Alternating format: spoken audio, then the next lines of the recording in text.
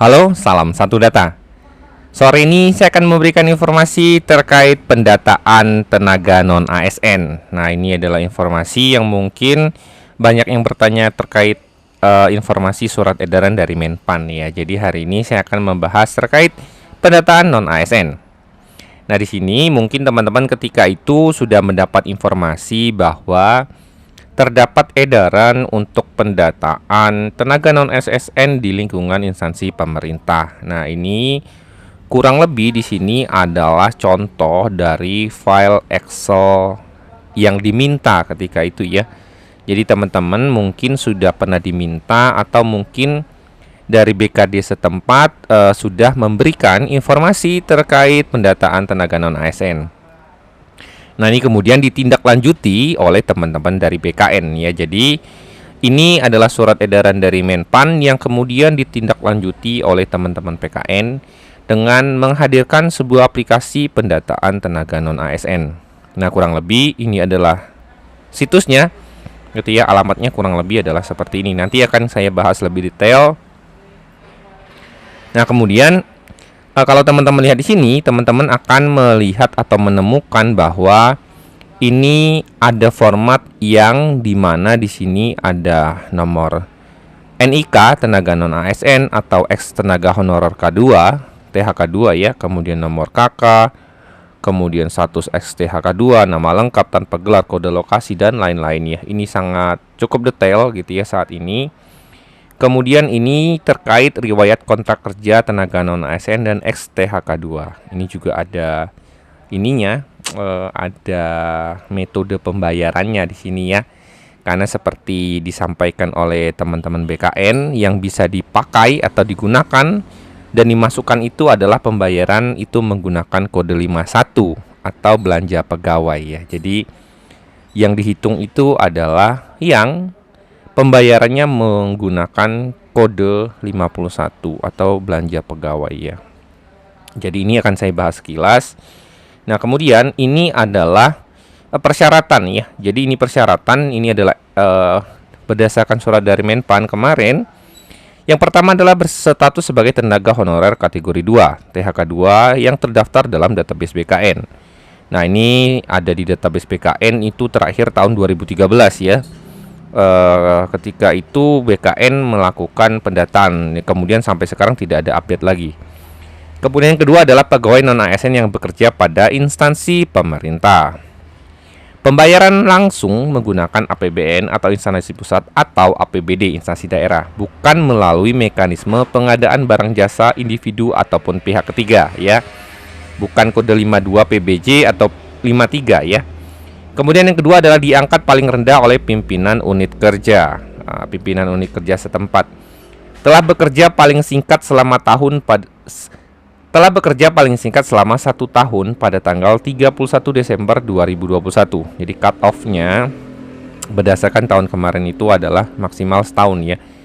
Minimal gitu ya. Berusia paling rendah 20 tahun dan paling tinggi 56 tahun pada tanggal 31 Desember 2021. Nah, ini dikarenakan batas terakhirnya itu adalah menghitung dari namanya BUP ya. Batas usia pensiun itu kan 58. Jadi dikasih waktu sekitar 2 tahun dari proses registrasi, seleksi sampai dengan pengangkatan. Jadi mungkin kalau dia umur 56 diikut tes masih bisa punya kesempatan 1 tahun lebih untuk kerjanya ya. Nah, ini syarat juga paling rendah adalah 20 tahun, minimalnya adalah 20 tahun. Data listing tenaga THK2 dan pelaporan THK2 yang meninggal berhenti tidak aktif lagi akan diberikan melalui aplikasi pendataan tenaga non-ASN. Kemudian terkait validasi data awal ya. Jadi ini pada periode ini pernah diangkat masa kerja minimal 1 tahun atau akumulatif jika terputus-putus dengan pembuktian SK kontrak kerja dan bukti pembayaran honorium dari APBN dan APBD. Jadi ini pembayarannya, gajinya itu harus lengkap ya, berarti ada 12 bulan minimal berarti gitu ya. Wajib masih aktif bekerja sampai periode pendataan tenaga non-ASN di instansi tersebut. Jadi 31 Desember sampai saat ini. Jadi di sini berarti tenaga yang akan didata saat ini adalah yang statusnya masih aktif ya. Bukan berarti dia udah nggak kerja lagi tapi didata ya. Tapi yang didata itu adalah yang statusnya saat ini masih aktif di salah satu instansi pemerintah. Keterangan masa aktif bekerja di instansi pendaftar tenaga non-ASN. Yang pertama. Yang kedua, usia wajib dalam ketentuan persyaratan per 31 Desember berdasarkan data tanggal lahir dari Dukcapil. Jadi nanti ini ada validasi dari NIK, nomor induk kependudukan, yang sesuai dengan masa usia maksudnya ya. Pembayaran honorer melalui APBN atau APBD dari mata anggaran kegiatan belanja pegawai ya. Ini kodenya 51. Beberapa ketentuan yang tidak termasuk pendataan tenaga non-ASN diantara lain adalah BLU dan BLUD. Ini tidak bisa diikutkan ya. Kemudian petugas kebersihan pengemudi, kenapa ini nggak ikut? Karena dia tidak menggunakan kode 51 ya. Petugas kebersihan pengemudi, satuan pengamanan dan bentuk jabatan lainnya yang dibayarkan dengan mekanisme outsource atau alidaya. Teman-teman, untuk 3 komponen ini ya, itu biasanya tidak menggunakan belanja pegawai, menggunakan outsourcing ya. Jadi ini tidak bisa juga. Pegawai SK atau kontrak kerja di atas 31 Desember 2021 dan atau tidak memiliki masa kerja minimal 1 tahun dengan mekanisme pembayaran APBN dan atau APBD. Jadi tidak bisa didata karena masa kerjanya belum memenuhi minimal 1 tahun ya. Nah, ini untuk dokumen kelengkapan. Dokumen kelengkapan sendiri itu adalah dari sisi instansi, SK kontrak kerja yang pembayarannya dengan mekanisme APBN APBD di mana minimal 1 tahun masa kerja dan masih bekerja pada instansi pada saat pendataan. Bukti pembayaran atas tenaga non-ASN ini dengan mekanisme APBN APBD berdasarkan SK di atas. Kemudian ijazah bukti lulus pendidikan yang dimiliki saat ini oleh tenaga non-ASN dapat dilengkapi oleh tenaga non-ASN sendirinya. Kemudian tenaga non-ASN melakukan pembuatan akun, kartu tanda penduduk, menyiapkan pas foto terbaru ijazah pendidikan yang dimiliki saat ini, registrasi dan melengkapi riwayat, 1 SK setiap periode bekerja, dan 2 bukti pembayaran berdasarkan SK ya. Ini teman-teman itu nanti punya 2 rule masing-masing ya. Teman-teman instansi tempat bernaung teman-teman itu nanti melakukan penginputan data terlebih dahulu. Baru kemudian teman-teman yang sudah terdata, yang sudah diinput oleh oleh admin instansi itu nanti baru bisa melakukan pembuatan akun ya. Jadi pembuatan akun ini dilakukan setelah data teman-teman didata oleh instansi dan sudah diinput ke aplikasi pendataan non-ASN-nya BKN. Baru deh nanti membuat akun ya. Nah, ini ya. Jadi caranya adalah operator instansi mendaftarkan tenaga non-ASN. Kemudian ini pemeriksaan finalisasi SPTJM. Nah, setelah didaftarkan, baru nanti teman-teman itu melakukan registrasi, mencetak resume bukti pendataan, dan melengkapi riwayat biodata ya. Nah, sebelum kita bahas lebih detail, ini pendataan tenaga non-ASN ini sudah disampaikan dari teman-teman Pan-RB, bukan berarti untuk pengangkatan teman-teman untuk menjadi ASN atau P3K ya. Tidak seperti itu konsepnya, tetapi ini adalah pendataan agar pemerintah tahu terkait isu 2023 gitu ya, yang tenaga yang diizinkan itu adalah hanya ASN ya, PNS atau P3K. Jadi ini adalah gambaran bagi pemerintah untuk mengetahui seberapa berat langkah yang akan diambil untuk kebijakan pengangkatan pegawai ke depannya ya. Jadi ini adalah database tenaga non-ASN. Ini adalah dari Menpan RB ya. Informasi ini menyatakan bahwa tujuan pendataan ini kurang lebih adalah seperti itu. Nah, kemudian persiapan pendataan. Setiap instansi melakukan pendataan awal berdasarkan lampiran surat Menpan RB. Instansi dapat mempersiapkan datanya dalam bentuk Excel yang nanti akan diimport pada aplikasi pendataan tenaga non-ASN BKN.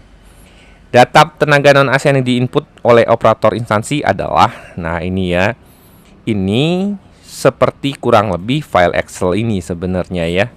File Excel yang di-share ini sebenarnya adalah salah satu contoh jadi filenya. Jadi teman-teman, ini adalah tugas dari admin instansi teman-teman yang mengumpulkan data, merekap data teman-teman gitu ya.